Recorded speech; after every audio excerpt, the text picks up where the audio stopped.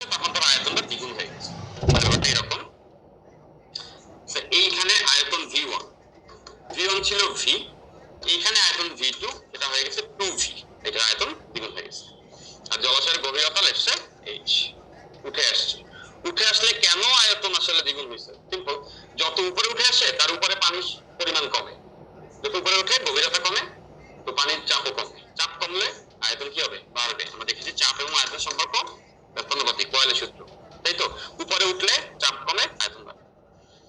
তো এখন এইটাকে আমরা জেনেটিক একটা ফর্মুলার মতো করে রিলেট করবো, খুব ইম্পর্টেন্ট অঙ্ক বারবার আসে, একটা ফর্মুলার মতো করে ফেলবো যাতে করে দ্রুত আনসার করতে পারি।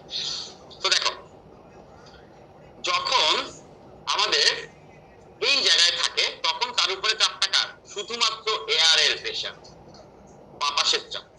দেখো এই উপরে উঠে আসছে, তার উপরে কি বাকি থাকে? বাতাসই তো থাকে, আর তো কিছু থাকে না, বাতাসের চাপ। ঠিক আছে, যখন সে নিচে থাকে এর উপরে কি কি আছে?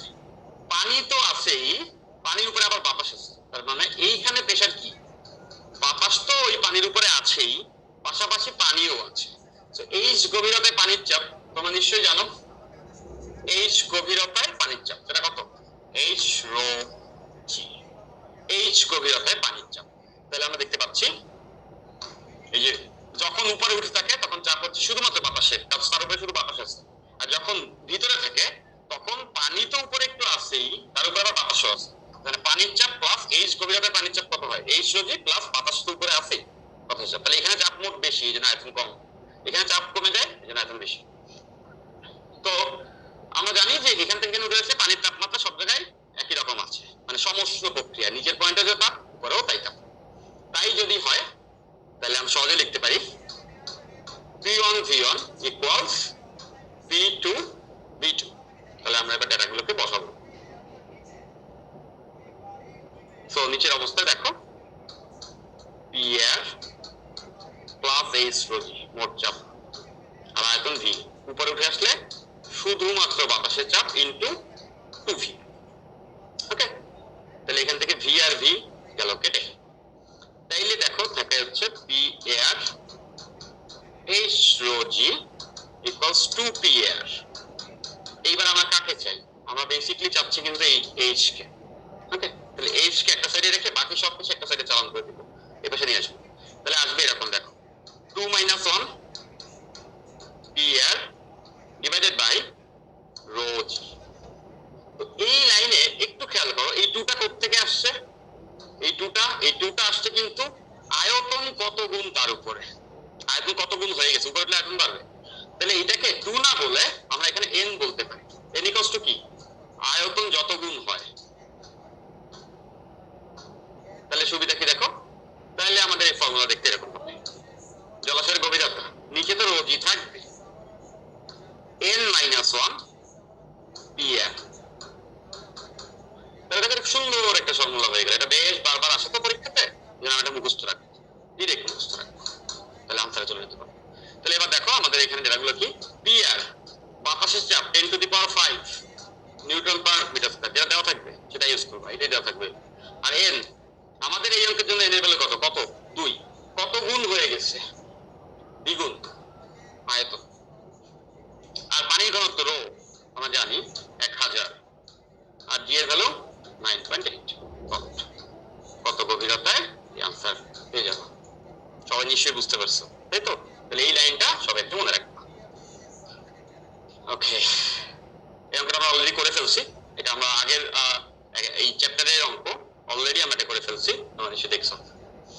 আচ্ছা, তো আদর্শ গ্যাসের গতিতত্ত্বের সমীকরণ, হ্যাঁ, আমরা আইডিয়াল গ্যাসের ক্ষেত্রে গতিতত্ত্বের একটা সমীকরণ পাই, যেটা তোমাদের সবার জানা আছে, আমি একটু বলে দিচ্ছি। পি দ্বারা কি বুঝবো আমরা? পি দ্বারা বুঝবো চাপ, গ্যাসের চাপ। ভি দ্বারা আয়তন, ঠিক আছে? এম, এর পরিচয় কি? অণুর ভর, গ্যাস অণুর ভর। এন, এই এন এর পরিচয় কি? সংখ্যা, এটা হচ্ছে অণুর সংখ্যা, মোট কয়টা অণু আছে এটা। আর এই সিটাই হচ্ছে সিআরএনএস, সি দ্বারা লিখে রাখছি। লিখে দাও PV equals to 1/3 mncs square. Okay, তো এই ইকুয়েশনকে ম্যানিপুলেট করেই আমরা আসলে এই ইকুয়েশনে আসতে পারি। ঠিক আছে, C RMS equals two √3 RT/n। তাই এখানে কি কি তোমরা আর কে চিনো, আর এর ভ্যালু আমরা সবাই জানি 8.316। টি তাপমাত্রা, কি হচ্ছে তাপমাত্রা অবশ্যই কিসে, কেলভিনে, তাপমাত্রা অবশ্যই কেলভিন। আর এমটা কি, আণবিক ভর, আণবিক ভর। অক্সিজেন বললে অক্সিজেন আণবিক ভর কত, 32 গ্রাম O2 এরকম করে। ঠিক আছে, গ্রাম তো কেজিতে নিয়ে নিবা, সবসময় মনে রাখবা এমটা কেজিতে নিতে হবে। আমরা যেটা জানি 32 গ্রাম, কেজিতে নিলে কি হবে, কেজিতে নিলে সেটাকে হচ্ছে গিয়ে 10 টু দি পাওয়ার -3 দ্বারা গুণ করলে 10 চলে যেতে পারবো। ঠিক আছে, দোকান থেকে এখানে আসে। তো দেখো কিছু অঙ্ক আছে, কি বলেছে, বলেছে যে 27 ডিগ্রি সেলসিয়াস তাপমাত্রায় O2 গ্যাসের আরএমএস বেগ কত। 27 ডিগ্রি সেলসিয়াস তাপমাত্রায় O2 গ্যাস, এখানেই কিন্তু কতগুলো ডেটা দেওয়া আছে, কার্বন অক্সিজেন, তাই না, তাহলে O2 গ্যাস দেওয়া আছে, মানে এম কত হবে 32 গ্রাম। আমরা যদি কেজিতে নিতে চাই 32 into 10 to the power minus কত হবে, কেজি নিচ্ছি 3 কেজি। ঠিক আছে, এমটা দেওয়া আছে। আরএমএস বেগ কত বের করতে হবে, খুব simple, C RMS equals to কত, আমরা একটু আগে দেখছি √3 RT/m। তোমাদের নিশ্চয়ই মনে আছে, এই যে তোমরা এবার ডেটা বসাই দিতে পারবো। আর এর ভ্যালু 8.316, টি এর ভ্যালু বলা আছে দেখো 27 ডিগ্রি সেলসিয়াস, মানে 27 প্লাস 273।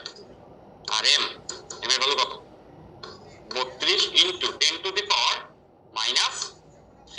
কেয়ারফুল থাকবা, কেজিতে বসাতে হবে, তাহলে এটা চলে আসবে মিটার পার সেকেন্ডে, ছোট জিনিস। আচ্ছা, পরেরটা দেখো, বলেছে 27 ডিগ্রি সেলসিয়াস তাপমাত্রায় কোন গ্যাসের আরএমএস বেগ 500 মিটার পার সেকেন্ড। এবার বলেছে যে 273 ডিগ্রি সেলসিয়াস তাপমাত্রায় ওই গ্যাসের আরএমএস বেগ কত হবে। 373 ডিগ্রি সেলসিয়াস তাপমাত্রা, বেসিক্যালি এটা তো বেশ বড় হয়ে গেছে, এই ডেটাটা আমরা এরকম চাইছিলাম, প্রিন্টিং মিস্টেক, একটু সবাইকে বলে নিচ্ছি, এখানে একটু ছোট প্রিন্টিং মিস্টেক।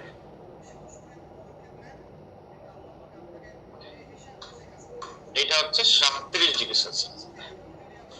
ওকে, আচ্ছা, তো আরএমএস বেগ কত, তোমরা একটু সবাই খেয়াল করো, একই গ্যাস আছে, আরএমএস বেগের সূত্র কি, √3 RT/n। একই গ্যাস হলে সবাই নিশ্চয়ই বুঝতে পারো এই অংশটা কি হবে, ধ্রুবক হবে। একই গ্যাস হলে আগে তাপমাত্রা চেঞ্জ হলে সি চেঞ্জ হবে, বাট গ্যাসের এলটা চেঞ্জ হবে।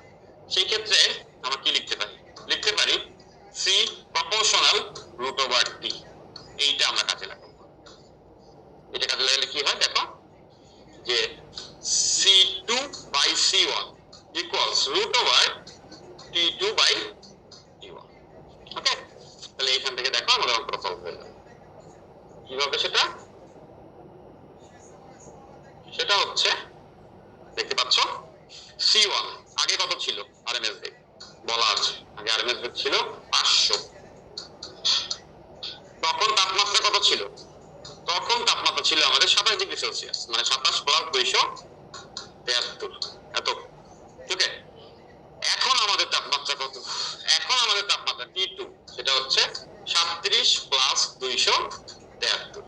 তাহলে এখান থেকে আমরা পেয়ে যাচ্ছি C2, যেটা আমাদের আনসার। ঠিক আছে, খুব সিম্পল, কোয়াইট সিম্পল। এবার করব, অনেকে আসলে আগেরটা বের করে এম বের করে এইসব করতে হবে, করা দরকার একই গ্যাস হলে ডাইরেক্টলি আমরা এটা ইউজ করতে পারবো। ঠিক আছে,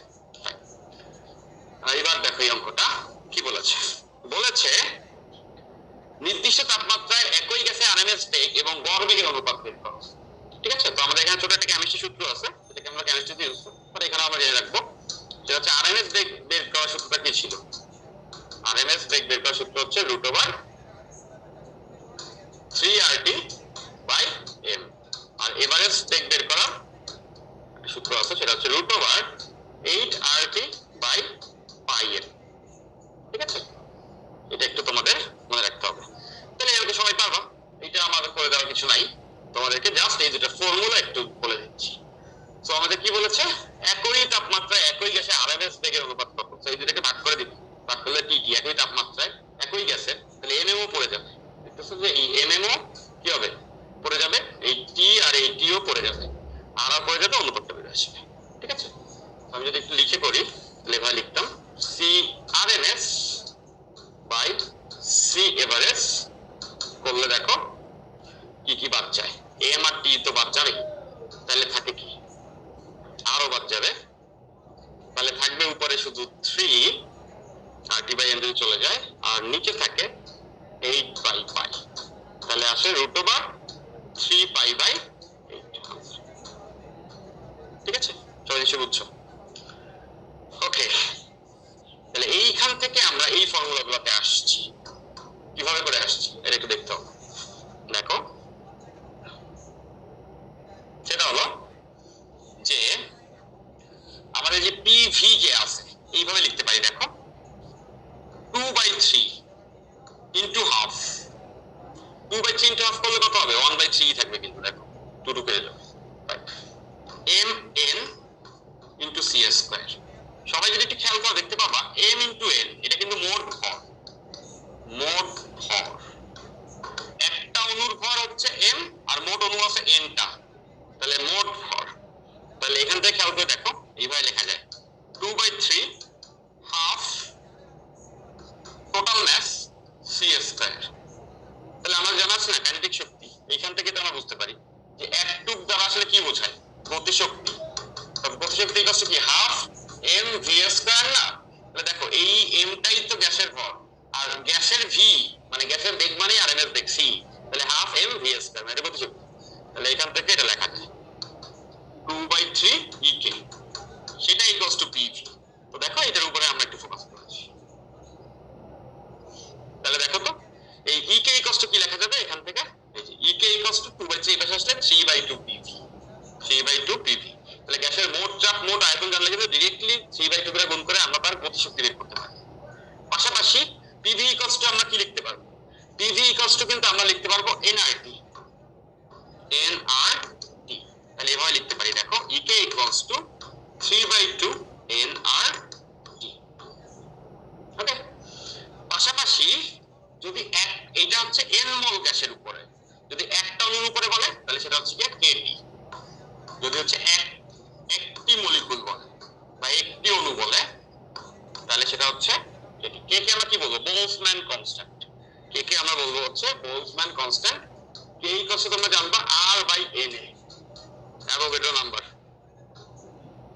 আর এর ভ্যালু জানি 8.316 Na, Avogadro number, Avogadro number কত 6.02 10 টু দি পাওয়ার 23। এইখান থেকে কিন্তু তোমরা কে পেয়ে যাবে, এই যে সেই। ঠিক আছে,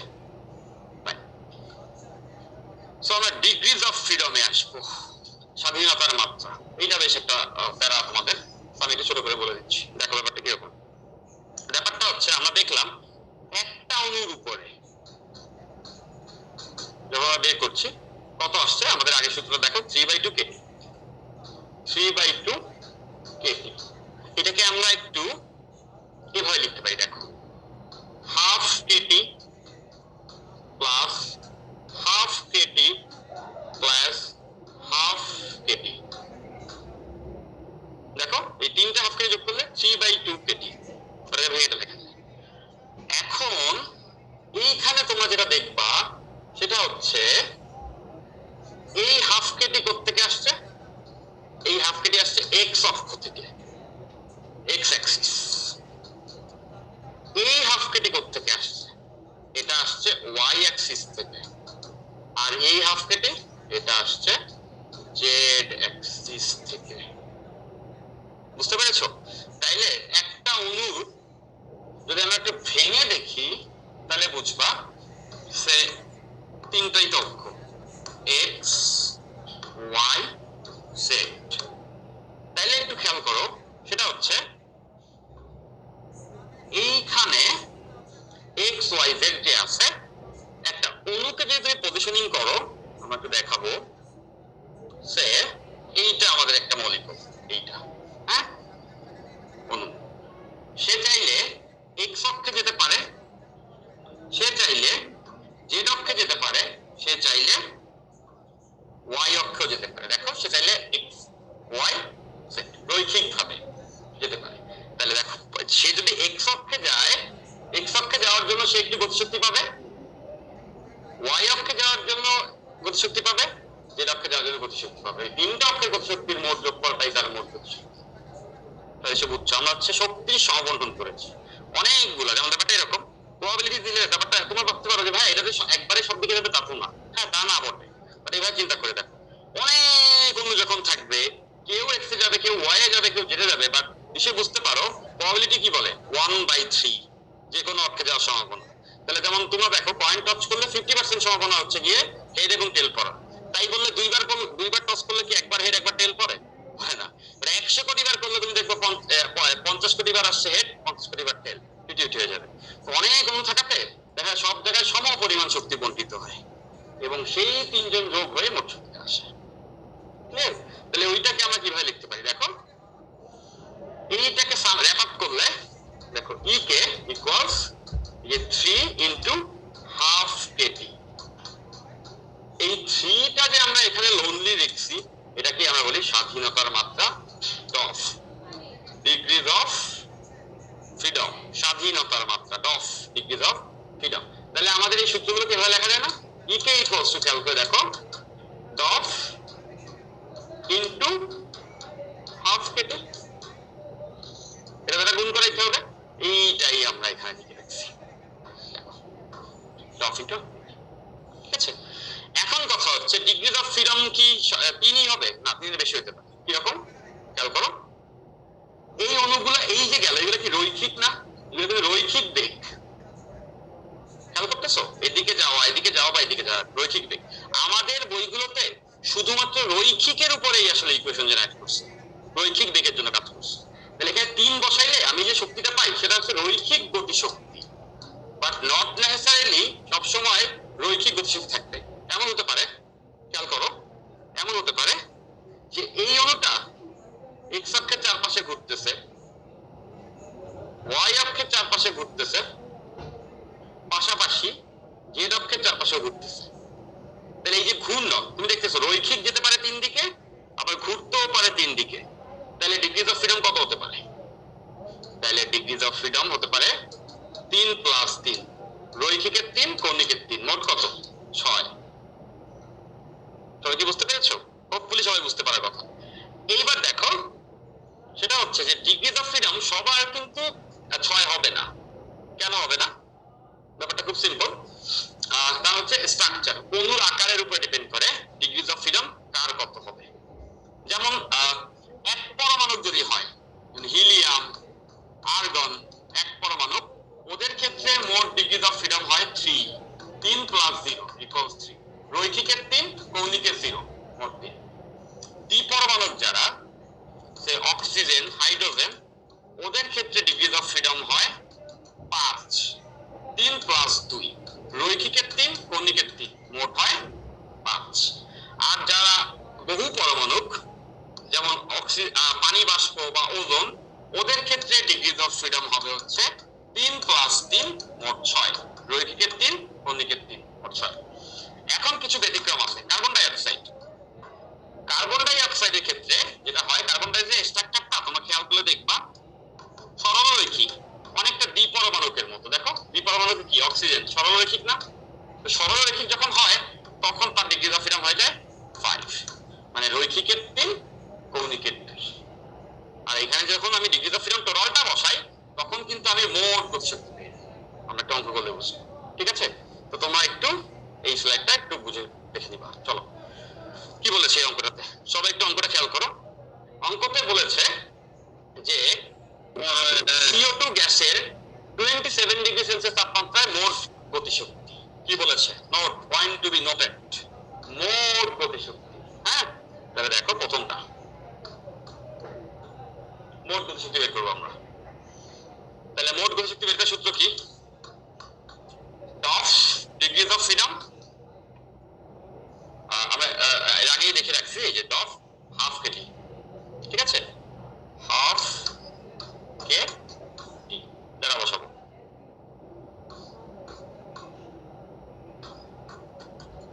দেখতেছো তাপমাত্রা দেওয়া আছে, কে এর ভ্যালু আমরা জানি, কে এর ভ্যালু কি? R/N, অ্যাভোগাড্রো নাম্বার দ্বারা ভাগ করে নিতে হবে। আর এর ভ্যালু জানা আছে। আর হচ্ছে মোট ডফ। কার বলেছে? Carbon die oxide. Carbon die অক্সাইডের কথা একটু খেয়াল করো, আমি লিখে দিয়েছি। কার্বন ডাই অক্সাইডের ডফ হচ্ছে 3 প্লাস 2 মোট হচ্ছে 5। তাহলে মোট বের করতে হলে মোটটা ইউজ করব। তাহলে এখানে কত বসাবো? 5। তাহলে মোট গতিশক্তি পেয়ে গেছি। সিম্পল। এইবার আসো 2 নাম্বারটা। 2 নম্বরে কি বলেছে? রৈখিক গতিশক্তি। পয়েন্ট টু বি নোটেড, রৈখিক। তাহলে আমরা এখানে রৈখিককে ইন্টারপ্রেট করতেছি। তাহলে দেখো রৈখিক যখন ইউজ করব, রৈখিকের জন্য কত? 3। 3 সবার, রৈখিকের 3 সবারই আছে। এই যে 3 ইনটু হাফ কে টি। তো কে এর ভ্যালু, টি এর ভ্যালু আমাদের জানা। এখানে কত বসেছি? 3। তাইলে যে এনার্জিটা পাইছি সেটা কিন্তু রৈখিক, রৈখিক গতিশক্তি। এবার বলেছে কৌণিক গতিশক্তি। 3 নম্বরে কৌণিক গতিশক্তি। তাহলে কৌণিক গতিশক্তি যখন বের করতে যাবা, কৌণিকের কত? কৌণিকের 2। কার্বন ডাই অক্সাইডের মোট 5, তার ভিতরে 3 হচ্ছে রৈখিকের, বাকিটা হচ্ছে কৌণিক। মনে রাখবা সবারই মোট যে ডিগ্রিজ অফ ফ্রিডম তার ভিতরে 3 থাকবে রৈখিকের। 3 রৈখিকের জন্য বের করতে বলে শুধু 3 বসাবা, কৌণিকের জন্য বের করতে হলে মোট ডিগ্রিজ অফ ফ্রিডম থেকে ওই 3 বিয়োগ করাই দিয়া। তাহলে আমাদের এখানে কত? 2। কৌণিকের জন্য হচ্ছে 2। 2 ইনটু হাফ কে এবং টি তোমরা জানো, ঠিক আছে? ওকে, এই অঙ্কটাতে আমি আরেকটু ইন্টারপ্রেট করে দিচ্ছি। যদি এরকম কিছু বলতো যে আমাদের কার্বন ডাই অক্সাইড না, বলেছে O3, ওজনের কথা বলছে, হ্যাঁ? তো দেখতেছো যে O3 মোট ডিগ্রিজ অফ ফ্রিডম কত হবে? মোট ডিগ্রিজ অফ ফ্রিডম 6। 3 প্লাস 3 6। যদি বলতো মোট কত, মোট দিয়ে দিতাম 6 হাফ কেটি, এটা হচ্ছে মোট। যদি বলতো রৈখিক, রৈখিক গতিশক্তি, তাহলে আমরা লিখতাম 3 হাফ কেজি। কত আমরা রৈখিকের জন্য পাইতাম? 3। যদি বলতো কৌণিক, কৌণিক গতিশক্তি, সেক্ষেত্রে এখানে আমরা কত দিতাম? 3। কেন 3 বলতো? এই যে 3। বুঝতে পারছি? তো এভাবে করে সবাই হিসেব করতে পারবে। রৈখিক প্লাস কৌণিকের যোগফলটাই তো মোট। আচ্ছা, এই অঙ্কটা সবাই একটু পড়ে ফেলি। এটাতে কি বলেছে? বলেছে অক্সিজেনের বাক্সটি ফেটে গেলে রুম টেম্পারেচার কত হবে? অক্সিজেনের বাক্সটা কোথায়? সবাই দেখতে পাচ্ছেন যে এই যে একটা অক্সিজেনের বাক্স, এটা একটা অক্সিজেনের বাক্স, সিলিন্ডার। বাক্স বলতে সিলিন্ডার বুঝাইছে। সেটা ফেটে যাবে। এটা ফেটে গেলে রুমের টেম্পারেচার কত হবে? কেয়ারফুল থাকো সবাই, একটু দেখবা যে অক্সিজেন এর ভিতরে আছে। কতটুকু অক্সিজেন আছে? 10 মোল অক্সিজেনে 27 ডিগ্রি সেলসিয়াস তাপমাত্রা আছে। এই যে তাপমাত্রা 27 ডিগ্রি। আর এর বাইরে রুমটাতে, পুরোটা রুম, রুমে আছে হিলিয়াম। কত মোল? 100 মোল, তাপমাত্রা 25 ডিগ্রি সেলসিয়াস। এখন এই এই অক্সিজেনের সিলিন্ডারটা ফেটে যাবে। ফেটে যাবার পরে এই রুমের তাপমাত্রা কত? তো আমরা একটু দেখবো। এটা বেশ ভালো একটা। দেখো, বললাম অক্সিজেন এবং হিলিয়াম ফেটে যখন যাবে, এরা কিন্তু ফেটে গিয়ে এই রুমের ভিতরে কি মিলেমিশে যাবে না? রুমের ভিতরে তারা মিলেমিশে থাকবে না, অক্সিজেন এবং হিলিয়াম। তখন এই রুমের তাপমাত্রা কত হবে? তখন এই রুমের তাপমাত্রা টি বের করতে হবে। ঠিক আছে? এইভাবে চিন্তা করো। মনে করি এই এইখানে গতিশক্তি আছে E1 অক্সিজেন সিলিন্ডারের মধ্যে, আর এই যে রুমের মধ্যে যে হিলিয়াম আছে তার গতিশক্তি E2। যখন তারা মিলেমিশে যাবে তখন যে গতিশক্তি সেটা কি হবে? E1 plus E2। নিশ্চয়ই বুঝতে পারো, ফেটে গেছে। অক্সিজেনের গতিশক্তি আর হিলিয়ামের গতিশক্তি মিলে মোট গতিশক্তি হবে কত? ওই দুজনের গতিশক্তি যোগফল। তাহলে ওইটাই আমাদের কাজে লাগবে। এভাবে দেখো, মিক্স হবার পরে মোট গতিশক্তি, অক্সিজেনের গতিশক্তি প্লাস হিলিয়ামের বিচ্ছিন্ন গতিশক্তি। তাহলে অক্সিজেনের গতিশক্তি কত? দেখো, আমরা জানি E কি হয়? E আমরা দেখেছি ডফ ইনটু হাফ কেটি অথবা এনআরটি। একটা পরমাণু বললে কেটি আর মোল থাকলে এনআরটি। ঠিক আছে? তাহলে দেখো প্রথমটার ক্ষেত্রে এটা হচ্ছে অক্সিজেনের। অক্সিজেনের ডিগ্রিজ অফ ফ্রিডম কত? 5। মোট, মোট বের করছি। অক্সিজেন কি দ্বিপরমাণু? 5। এই যে 5 half an on R T1, আমি এইটাকে বলছি N1, এইটাকে বলছি T1, বুঝতে পারছি? আচ্ছা, এটা হচ্ছে অক্সিজেনের প্লাস এইটা কার? হিলিয়ামের। E2 হচ্ছে হিলিয়াম। হিলিয়াম কয় পরমাণু? এক পরমাণু। তার ডিগ্রি অফ ফ্রিডম মোট কত? 3। হিলিয়ামের ডিগ্রি 3, এই যে 3 হাফ N2 আর T2। সো এইটাকে আমরা বলছি N2, এটাকে আমরা বলছি T2। ঠিক আছে, এই হচ্ছে মোট গতিশক্তির যোগফল। ফেটে যাবার পরে রুমের যে মোট গতিশক্তি সেটা কি ওই দুটো গতিশক্তির যোগফল। এখন রুমে মোট কত মোল গ্যাস আছে? অক্সিজেন আছে এনন, আর ইসের কি বলে আরেকটা কি হাইড্রোজেন, হিলিয়ামের আছে হচ্ছে। এখন দেখো, যখন তারা মিলে মিশে যাবে, যখন তারা রুমের ভিতরে মিলে মিশে যাবে, এর ভিতরে অক্সিজেনও থাকবে, হিলিয়ামও থাকবে। একটা ইম্পর্টেন্ট কথা আছে, খেয়াল করতে হবে। সেটা হচ্ছে এর ভিতরে সে একটা অক্সিজেন অণু আছে, তার তাপমাত্রা কি হয়ে যাবে? এর ভিতরে মনে করো হিলিয়ামের একটা অণু আছে, তার তাপমাত্রা কিন্তু টি হয়ে যাবে। মানে দুইটা তাপমাত্রাই এই টেম্পারেচারটা হবে কিন্তু, বুঝতেছি? মানে এই যে 10 মোল অক্সিজেন আছে, যখন মিলে মিশে যাবে ফেটে, ওই 10 মোলেরই তাপমাত্রায় রুমের যে তাপমাত্রা সেটা হবে। আর এই যে 100 মোল হিলিয়াম আছে তাদেরও সেটাই হবে। তখন আর তাপমাত্রায় ডিভিশন থাকবে না। যেমন এখানে T1 আর T2 ছিল, এটা আর থাকবে না, মিলে গেছে। এখন রুমের তাপমাত্রাই সবাই ধরে রাখছে। মানে এখন রুমের মোট গতিশক্তি কত হবে সবাইকে দেখো। রুমের মোট গতিশক্তি তো আমরা দেখতেছি যে অক্সিজেন কত? 5, অক্সিজেনের মোট ডিগ্রি অফ ফ্রিডম 5 হাফ এনন। অক্সিজেনের মোল তো এননই আছে, মোট অক্সিজেন তো ওইটাই আছে পরিমাণ, আর ইনটু হয়ে যাবে টি। কেন টি? তো সে এখন ফেটে মিলে যখন গেছে তখন এই তাপমাত্রাটাই পায়, এটা হয়ে গেছে মিক্সচারের তাপমাত্রা হয়ে গেছে। প্লাস হিলিয়াম 3 হাফ, ওর পরিমাণ তো N2ই আছে, আর ও কিন্তু ওই রুমের তাপমাত্রাটাকেই ধারণ করছে, কারণ ফেটে যাওয়ার পরে তারা রুমের যে মিক্সচারের তাপমাত্রা সেটা নিচ্ছে। তাহলে এই অঙ্কে দেখো, এবার আমরা ডেটা বসাতে পারি। কোথায় কোন ডেটা দেখো, এটা হচ্ছে 10, আর এর ভ্যালু 8.316, T1 দেখতেছো 27 ডিগ্রি সেলসিয়াস, 27 প্লাস 273 ফাটার আগে। ঠিক তেমন করে এখানে N2 কত? 100। আর আমরা জানি T2 ওইখানে যেটা 25 ডিগ্রি সেলসিয়াস, মানে 25 প্লাস 273, নিশ্চয়ই বুঝতেছো। ঠিক তেমন করে এখানে দেখো এনন যেটা হচ্ছে 10, এই যে N2 যেটা হচ্ছে 100। তাহলে এই পুরো ইকুয়েশনটা খেয়াল করো, আননোন রয়ে গেল শুধুমাত্র এই পাশের টি। তাহলে এটা সলভ দিলে এই আনসার। হোপফুলি সবাই বুঝছো, একটু ক্রিটিক্যাল বাট বোঝা উচিত। অ্যাডমিশনে আসার মতো, বুয়েট অ্যাডমিশনে আসার মতো, যে কোনো সময় এসে যেতে পারে, কেয়ারফুল থাকবে। তো বেসিক্যালি আমি আরেকটু রিক্যাপ বলে দিচ্ছি। এটা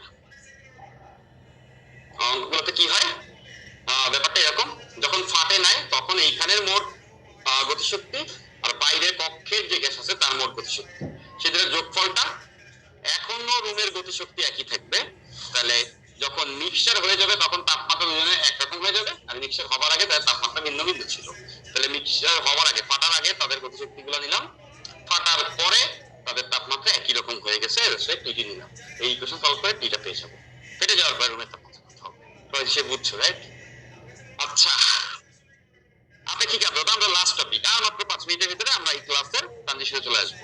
তোমরা অনেক সময় চিন্তা করো ভাইয়া ওই যে আরো একটা অঙ্ক, এদিকের অঙ্ক ওদিকের অঙ্ক, হ্যাঁ ওটা নিয়ে তোমাদের চিন্তা করতে হবে না। আমি তোমাদেরকে বারবার বলছি, আমরা ভেবে চিন্তে যে অঙ্কগুলো মনে হয় না যে অঙ্কগুলো আসার মতো সেই অঙ্কের উপরে কাজ করি। আর কিছু অঙ্ক আছে একটা ক্লাসে কখনোই সব অঙ্ক করা দেওয়া সম্ভব না, সেটা তোমরা সবাই জানোই। বাট আমরা যেটা করি, মেজরিটি অঙ্ক তোমার কাছে পৌঁছাইতে হবে। তোমার কাছে পৌঁছাতে হলে যেটা কাজ সেটা হচ্ছে আমাদের বোর্ডে এবং ক্লাসে 80 থেকে 85% ম্যাথ যেগুলো করা দরকার অ্যাডমিশনের জন্য সেগুলো করানো হয়। পাশাপাশি আরো কিছু ট্রিকি, আরো কিছু পয়েন্ট থাকে, সেগুলো কিন্তু আমরা সব কোশ্চেনে, আমাদের যে এক্সাম প্যাটার্ন আছে, এক্সাম কোশ্চেন আছে, সেটা তোমাদের বেশি হেল্প করবে। সেই কোশ্চেনের ভিতরে লুকিয়ে লুকিয়ে রাখি, বা আমরা যখন কোশ্চেনটা সেট করেছি সবাই মিলে, যে লেকচারে এই অঙ্কটা দেই নাই, বাট লেকচারের থেকে আইডিয়া নিয়ে কোশ্চেনের ওইটা করা যাবে, সেটা কোশ্চেনে সেট করছি। তো তুমি যদি পূর্ণাঙ্গ আসলে জিনিসটা ইউটিলাইজ করতে চাও, সবসময় তোমার কথা হচ্ছে ক্লাসটি করা এবং ওই টিচার যে কোশ্চেন সেট করে রাখছেন মডেল টেস্টের সেটি দেওয়া এবং তার সলভ ক্লাস নেওয়া, এই দুইটা যখন কম্বাইন্ড হবে তখনই কিন্তু তুমি ফুললি বেনিফিটেড হবা। ঠিক আছে, তোমার অনেক ম্যাচের স্টুডেন্ট, তোমরা অবশ্যই সিনসিয়ার, তো তোমরা এতটুকু অবশ্যই বুঝবে, আমি এটা বুঝতে পারি, তাই না? অনেকে খুব রাগে থাকে যে আরে কি ভাই এটা পারি না কেন, কেন এরকম রাগ করার কারণ নেই। ব্যাপারটা হচ্ছে যে তোমাকে একটু সিনসিয়ার হতে হবে, এক্সাম দিতে হবে, ক্লাস ফলো করতে হবে, দুইটাকে কম্বাইন করতে হবে, সলভ ক্লাস দেখতে হবে, তাহলে বেটার হবে। তাই আপেক্ষিক আর্দ্রতা, আপেক্ষিক আর্দ্রতা কে আমরা বলি আর, আর এটা হচ্ছে এফ বাই এফ। এই এফ এর পরিচয়টা কি? এফ এর পরিচয়টা হচ্ছে শিশিরাঙ্কে সম্পৃক্ত বাষ্পচাপ।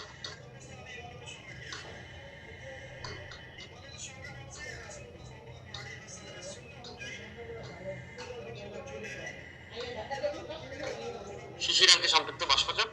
আর এই যে নিচে বড় এফ, এটা হচ্ছে গিয়ে বাতাসের তাপমাত্রা সম্পৃক্ত বাষ্পচাপ বা বায়ুর তাপমাত্রায়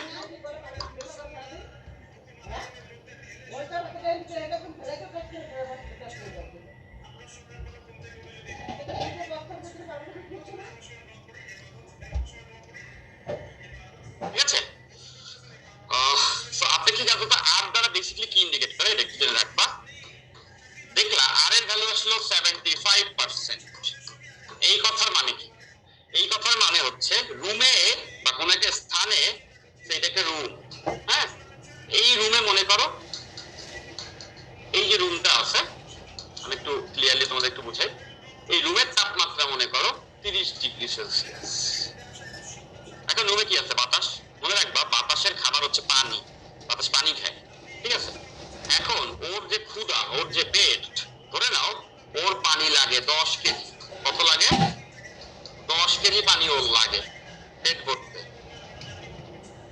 10 কেজি পানি দিলে ওর পেট ভরে, ঠিক আছে। যদি আমি 10 কেজি সাপ্লাই দিতাম তাহলে বাতাস পানি খেয়ে পেট ভরে ফেলত, বা 10 কেজি দিলাম না, দিলাম মনে করো 7 কেজি, 7 কেজি পানি ওকে দিলাম, তাহলে ওর পেট কতটুকু ভরা বলতো? 7/10। এটার সঙ্গে 100 গুণ করলে আমি পেয়ে যেতাম 5 কেজি। তাহলে যখন বলা হয় আপেক্ষিক আর্দ্রতা 75%, মানে ওর পেট 75% ভরা, এখনো 25% খালি আছে। বুঝছো নিশ্চয়? ঠিক আছে, ওকে। তাহলে এইখান থেকে আমি কি বলতে চাই দেখবো সবাই, সেটা হচ্ছে এই যে অবস্থা, ও খাইতে পারে 10, পিসি তাকে 7, এই কেসকে বলা হয় অসম্পৃক্ত, মানে স্যাচুরেটেড না, তার পেট ভরে নাই, ক্ষুধার্ত, এখনো ক্ষুধা বাসে। দেখো খাইতে পারতো 10 কেজি, খাবার দিছি 7 কেজি, পেট ভরে নাই, আরো 3 কেজি দেওয়া যায়। আবার মনে করো ওই একই রুমে আমরা যেটা করলাম, দিলাম হচ্ছে 10 কেজি, 10 কেজি দিছি, তাহলে ওর পেট কি? আপেক্ষিক আর্দ্রতা কত হবে? 100%। ওর পেট পুরো ভরা, বুঝতে পারছো নিশ্চয়? সেই ক্ষেত্রে আমরা এটাকে বলবো সম্পৃক্ত, মানে ওর পেটটা ভরা, সম্পৃক্ত, ঠিক আছে। এখন মনে করো ওই একই রুমে দিলাম 12 কেজি, এবার কি হবে বলতো? ও তো খাইতে পারে 10 কেজি, দিছি তো 12 কেজি, মানে তোমার পেটে খাবার ধরে 10 কেজি, দিলাম ছকে 12 কেজি, তুমি 10 কেজি খাবার 2 কেজি কি উগলা দিবা, বমি করে দিবা। তার মানে ব্যাপারটা এরকম যে এইখানে হচ্ছে গিয়ে 2 কেজি পানি জমে, 2 কেজি পানি শিশির পড়বে, শিশির পড়বে, মানে 2 কেজি পানি এখানে আমাদের চলে যাবে। 1 সেকেন্ড। আচ্ছা, এইখানে খেয়াল করে দেখো, এইখানে তার 2 কেজি পানি কিন্তু এক্সট্রা আছে, এটাকে সে ঢেলে দিবে, বা ঘনীভবন হয়ে পড়ে থাকবে, শিশির করবে। এই ঘটনাকে বলা হয় অতিরিক্ত। এটাকে আমরা কি বলবো? অতিরিক্ত, মানে বেশি খাবার পেয়ে গেছে। ওকে, ওভারস্যাচুরেটেড। তো ওভারস্যাচুরেটেড যখন হয় তখনই শিশির পড়ে, যখনই যা দরকার তার থেকে বেশি জলীয় বেশি পানি চলে আসে, জলীয় বাষ্প চলে আসে, তখন সে ওটা উগলে দেয়, বমি করে দেয়, সেটা হচ্ছে গিয়ে অতিরিক্ত। দেখবা তোমার শীতকালে খুব সকালে শিশির পড়ে, কেন পড়ে? তাপমাত্রা খুব কমে যায়, তাপমাত্রা কমে গেলে ওর ক্ষুধা কমে যায়, কিন্তু পেটের ভিতরে যে খাবার ছিল সেটা বেশি ছিল, তখন সে কি করে? বাকি খাবারটা উগলে দেয়, এই জন্য ওটা শিশির হয়ে জমে থাকে। আবার সূর্য উঠলে শিশির গায়েব হয়ে যায়। কেন? সূর্য উঠলে তাপমাত্রা বেড়ে যায়, তখন ওর ক্ষুধা বেড়ে যায়, তখন ওই ভূমিকে শিশির আবার খেয়ে নেয়, মানে হচ্ছে যা পায় খাবার সেটাকে আবার অ্যাবজর্ব করে নেয়, তাহলে শিশিরটা হারিয়ে যায়। তোমরা হৈমন্তী পড়ছো নিশ্চয়ই, হৈমন্তী রবীন্দ্রনাথের একটা ছোট গল্প তোমার নিশ্চয়ই পড়েছো, এখানে বলা থাকে না হৈমন্তী, হৈম নামের অর্থ কি? শিশির। একটা লাইন ছিল তোমাদের নিশ্চয় মনে আছে যে খুব সকালে সূর্য ওঠার আগে যার জন্ম, সূর্য উঠতে না উঠতেই তার বিদায়। মানে ব্যাপারটা হচ্ছে শিশির সূর্য ওঠার আগে থাকে, সূর্য উঠলেই তাপমাত্রা বাড়াতে শিশির খেয়ে নেয়, হারিয়ে যায়। আমরা একটা অঙ্কে আসি, কি বলেছে? 75% আপেক্ষিক আর্দ্রতায় সম্পৃক্ত করতে, সবাই একটু স্টেটমেন্টটা কেয়ারফুলি পড়বো। এখান থেকে খুব যে রিগোরাসলি জানতে হবে তা না, আপেক্ষিক আর্দ্রতার অঙ্ক খুব ইম্পর্টেন্ট কিছু না, তো আমরা যতটুকু দরকার ততটুকু বলে দিচ্ছি। 75% আপেক্ষিক আর্দ্রতা সম্পৃক্ত করতে, আর্দ্রতায় সম্পৃক্ত করতে বাতাসে 2 কেজি জলীয় বাষ্প দরকার। মানে এটাকে রুম ধরো, এই রুমের আপেক্ষিক আর্দ্রতা বলা আছে, এই রুমের আপেক্ষিক আর্দ্রতা হচ্ছে 75%। 75% আপেক্ষিক আর্দ্রতায় সম্পৃক্ত করতে বাতাসে, মানে এইখানে মোট জলীয় বাষ্প দরকার কত কেজি? 2 কেজি। মোট 2 কেজি দরকার, মানে তার পেটে মোট খাবার ধরে 2 কেজি। এটা দ্বারা কি বুঝাইছে?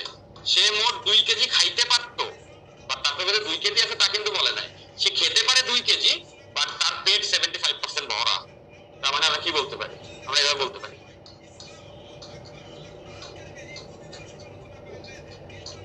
মনে রাখবা একটা কথা, এইভাবে মনে রাখলে সুবিধা হবে। সেটা হচ্ছে উপরে এই যে ছোট এফ, শিশিরাঙ্কে যে বাষ্পচাপ, সেটাকে আমরা বলি আসলে আছে, উপরের এটা হচ্ছে আছে, আর নিচের এফটা হচ্ছে মোট যত লাগবে। এইভাবে মনে রাখবা যে নিচের যে এফটা সেটা হচ্ছে রুমকে সম্পৃক্ত করতে হলে মোট যত লাগতো, আর এফ দ্বারা বোঝাবে যতটুকু এখন আছে। ঠিক আছে, তাহলে এবার একটু দেখো এটা কত? 75%। মোট যত লাগবে দেওয়া আছে, সম্পৃক্ত করতে 2 কেজি জলীয় বাষ্প দরকার। ওই রুমকে সম্পৃক্ত করতে 2 কেজি মোট লাগবে, 2 কেজি নাই কিন্তু, ঠিক আছে?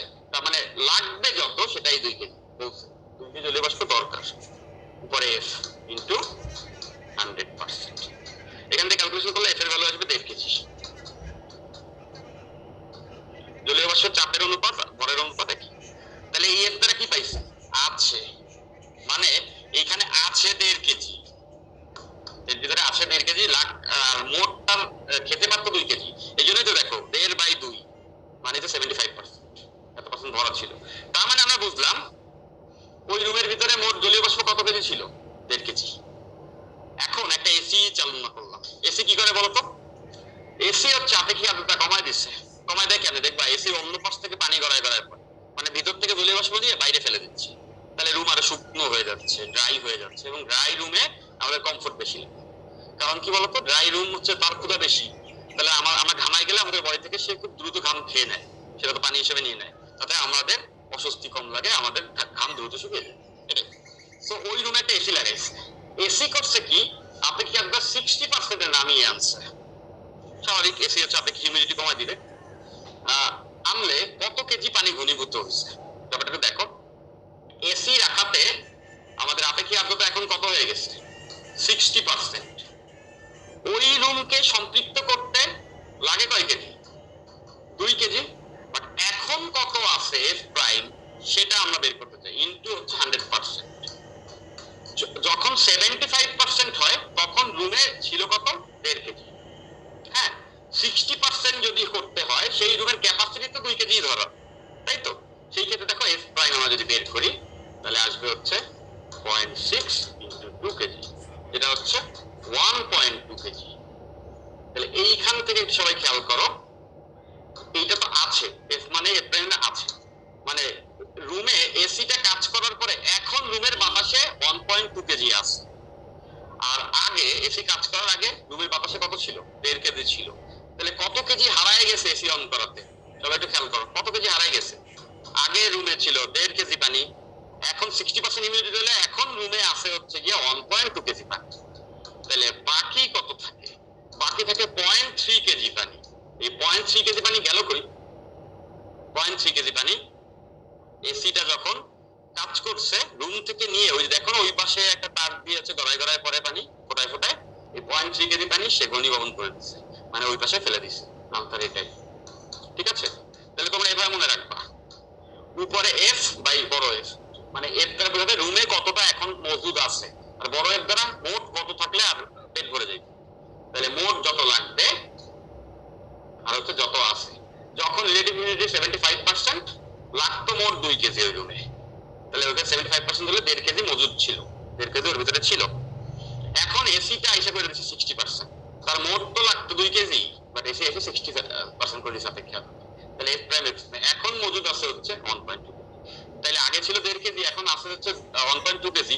তাহলে এসি কি করছে? 0.3 কেজি কে বাইরে ফেলে দিচ্ছে, ওইটাই বলছে। নামিয়ে আনলে কত কেজি পানি ঘনীভূত হবে? 0.3 কেজি পানি ঘনীভূত হবে। শতকরা হিসাবে এর পরিমাণ কত? 3 নম্বর অংশ, শতকরা হিসাবে এর পরিমাণ কত? শতকরা হিসাবে পরিমাণ কত বলো তো? বুঝতেই পারছি, শতকরা হিসাবে যদি তুমি করো, কত কেজিকে ফেলে দিছে? 0.3 কেজিকে। আর মোট রুমে ছিল কত? মোট রুমে ছিল হচ্ছে গিয়া হচ্ছে 1.5 কেজি। তখন আমরা দেখেছিলাম যে মোট প্রথমে রুমে ছিল কত? 1.5 কেজি। ঠিক আছে, এই যে 1.5 কেজি ছিল, সেই 1.5 কেজি থেকে 0.3 কেজিকে ফেলে দিছে, আর হচ্ছে বানাই দিছে 1.2 কেজি। তাহলে 1.5 কেজির কতটুকু ফেলে দিছে? 0.3 কেজি। 1.5 কেজির থেকে 0.3 কেজি সে ফেলে দিছে ইনটু 100%।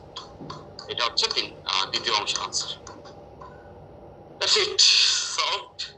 সো এই চ্যাপ্টারে যা যা কিছু জানা দরকার আছে, যতটুকু জানা দরকার আছে ইন নাটসেল, আমি তোমাদের এই কোশ্চেন ব্যাংক নিয়ে কেটে দেখলাম।